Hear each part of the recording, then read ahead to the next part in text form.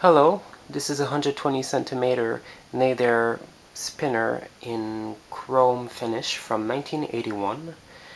Um, it's got the same canopies and motor as the brown one you saw in the video just before this one. As you can see, it's extremely unique the way it's made. It's got four blue tinted plexiglass blades, which is really rare to see on a spinner, and just the fact that it's a chrome spinner, that's also another very rare thing. This one have a switch housing. Um, Even though it's not 3-speed pull chain, that pull chain you see there is just forward reverse off, just like my big chunky polished brass GE Vent Nadair. So the switch housing is there mostly to be able to add a light kit and to reverse the fan. This one was converted to ball and socket. It's about 7 kilos, so it's pretty heavy, but I mean it's not too heavy at the point that it would be dangerous to have it on a ball and socket. And the socket that they have used for the mounting fits amazingly really well with the big bell canopy. Usually it's not easy to convert a fan that has a big bell canopy to ball and socket, but this one worked out really well. As you can see, the finish is in amazing condition. It's got the same brackets as the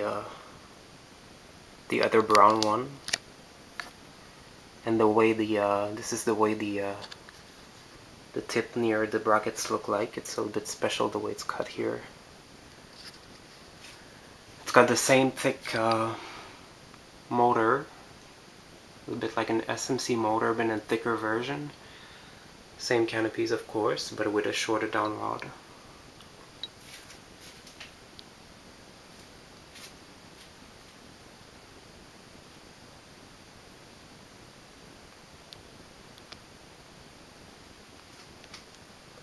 That pull chain you see here, I added it to it. It wasn't there before, and I painted in a sort of bluish color so it can match a little bit the blades. It's not exactly the same blue, I know, but still it's a bluish color.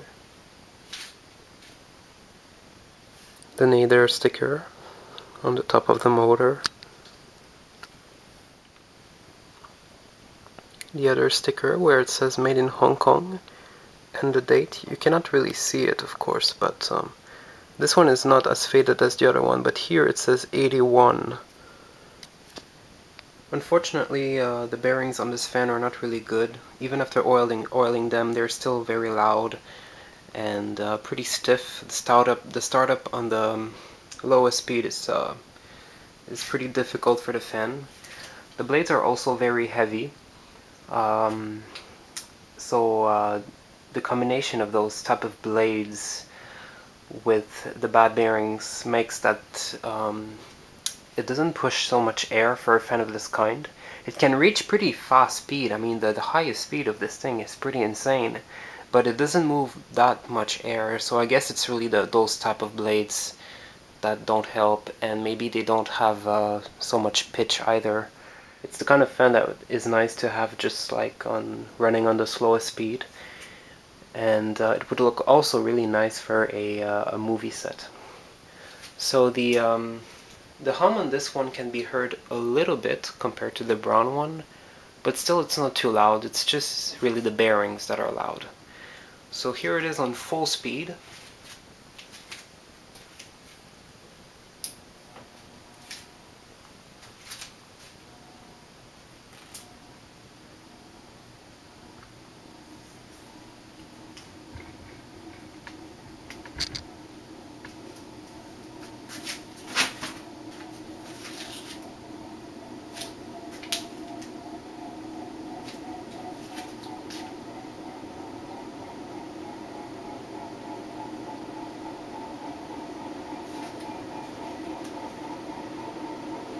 It does wobble a little bit because it's on a ball and socket instead of J-hook. But but it only wobbles at the full speed.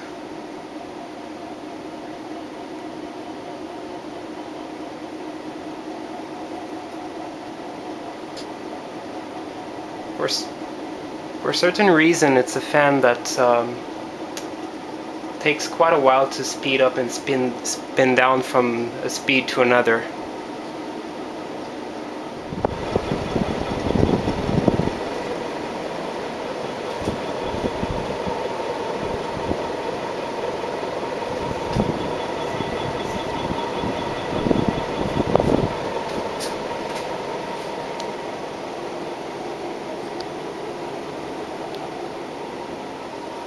Now here it is on the second highest speed.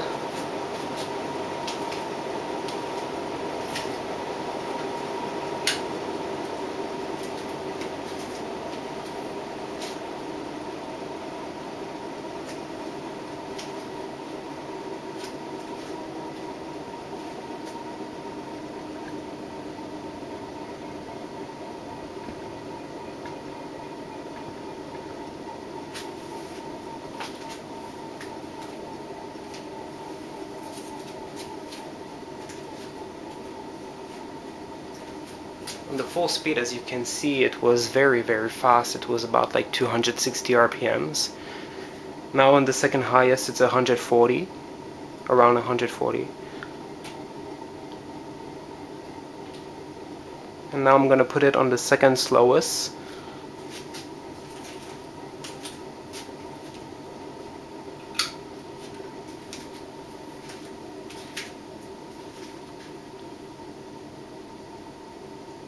As usual, I'm showing it with my Westinghouse 4-speed slider control.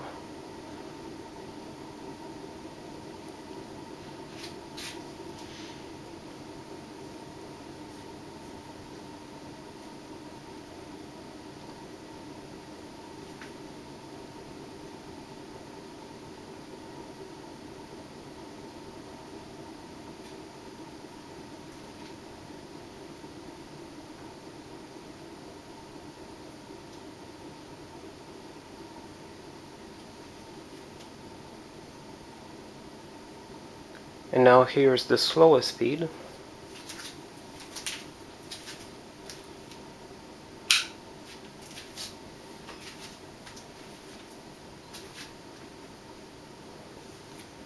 It's going to be able to slow down quite a lot. We're going to see the blades.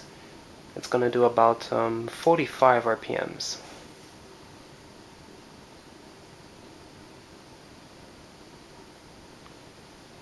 The second slowest was about 90.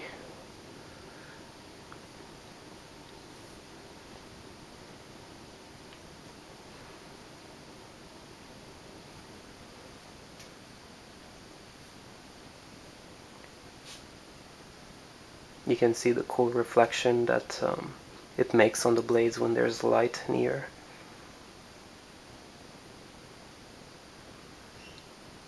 You cannot really hear much the bearings at this speed anymore.